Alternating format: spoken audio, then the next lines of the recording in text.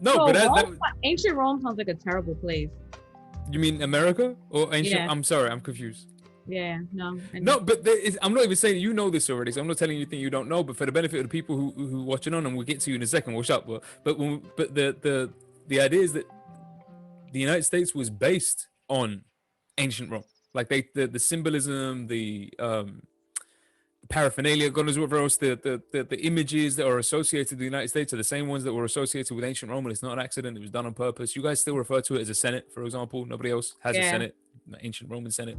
Um, Well, because America was like supposed to be that way. It was supposed to be modeled on on. ancient Rome. It's the new Rome. Yeah. Yeah, that was the idea. Yeah, But that why was would exactly you what it want was. to model yourself after something that was such an epic failure, which it was? Because ego and arrogance, and according to Franz And Fanon, whiteness. stupidity. Oh, I'm and not that getting too. into. We're getting into this today, but according to Franz Yeah. Fanon, whiteness. That's not me saying it. It's Franz Fanon, don't y'all feel away. But what I'm saying is, according to Franz Fanon, whiteness and ego and arrogance, the combination of these things will mean that they'll never stop trying this. Like Yeah. they'll just keep finding new ways of doing this dumb stuff over and over and over and over and over again. Yeah, lower, fam. Like we're seeing more you're seeing than I'm seeing of you. Oh, move it lower. Yeah. There you go. There you good. See, look, hi, hey, look. There's a whole person there.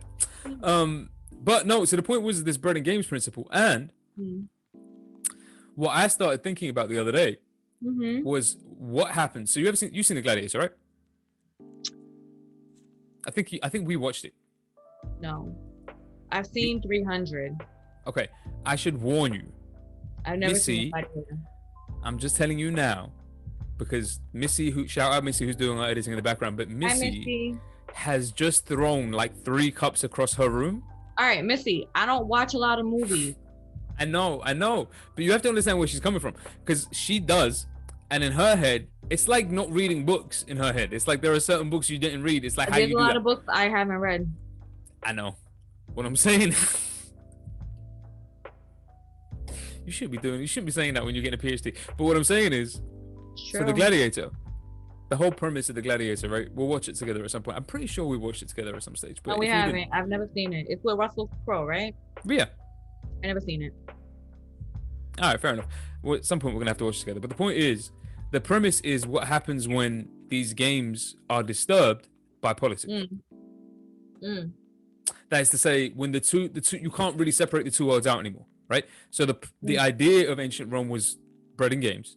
Apply the population with as much bread and as much entertainment as you possibly can, and then you can get away with anything you want in the background. But sometimes the two things can't really be separated anymore. For example, let me ask you, I don't know if you saw, I mean, you don't need to have seen it because y'all started it, the Colin Kaepernick thing. It's what happens when the politics runs into the sports, and you can't keep the two things separate anymore. And then white America goes crazy and acts like they're being murdered. And then, but then you hear that famous thing, like, you know, I don't remember the name of the journalist who said it to it wasn't to LeBron James, it was some other basketball player, but what she said, she told them they should shut up and dribble. Whenever they're expressing a political opinion. And you start hearing that kind of thing. I don't see why these athletes have to get involved in politics. Why can't we keep these things separate? I think there's also a racialized nature to it in the United States, because most of our athletes, or many of our athletes, are Black American athletes. This is and true. So, you know, I really do think it's like the on the part of white America, it's like the stay in your place kind of mentality. You know, like we let you get to this level, not stay in your place. That's what the cut up and dribble thing is. You know, it is racialized. It is absolutely racialized. It's one step away from shut up and pick that cotton. No, 100%. It's absolutely racialized. And in ancient Rome, although it wouldn't have been racialized, it was certainly a matter of class, because the only people who would have been involved in the entertainment would have been slaves. Like, the entertainment was, you know, in the Colosseum, we're going to do a roast, we're going to get you slaughtered by 4 lions or something like that. Now, here's a sword, defend yourself. That kind of thing. Can I just say, that is absolutely horrific, that's what people are watching? A little bit. But we also live in a society where we watch people get into a cage and rip each pound each other to pieces, like pound the faces off each other. And I've never thought it was normal. I agree with you, we do. But I remember when MMA first became like the UFC started to become like a big thing, and everybody was really, really interested in it. My brother was down for watching all that kind of stuff.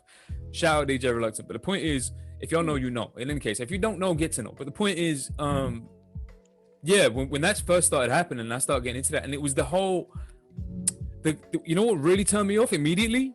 The ground and pound. Like the idea that you get on top of the opponent and you elbow strike or punch them, in the face repeatedly until they can no longer respond. And to me, I'm like, nah, that's not fighting anymore. What is that? You can't do that. We can't watch somebody elbow the living daylights out of someone until their face falls apart and then start cheering for it. So blood I think everywhere. MMA is particularly brutal.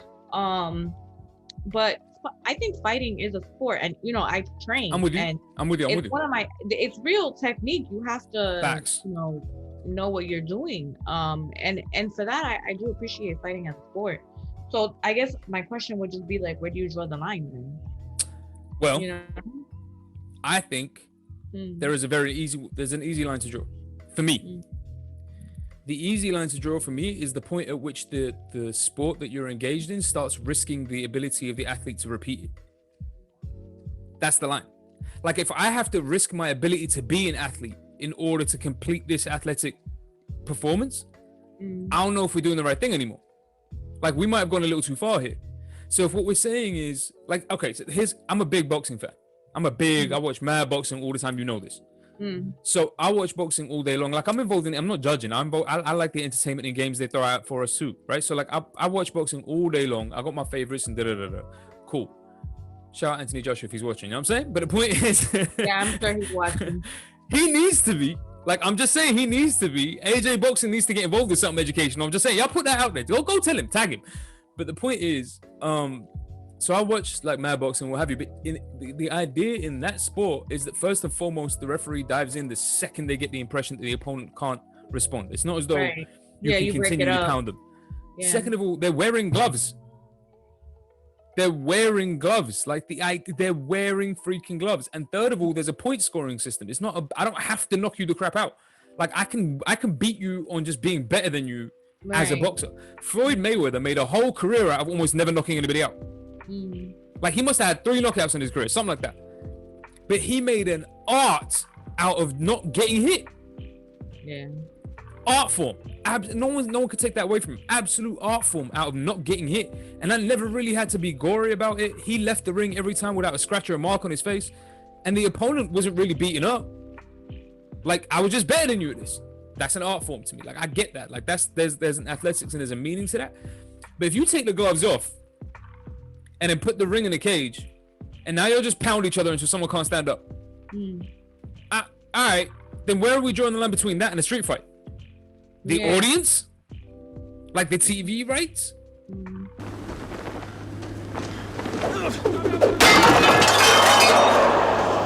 Are you not entertained? Are you not entertained? Is this not why you are here?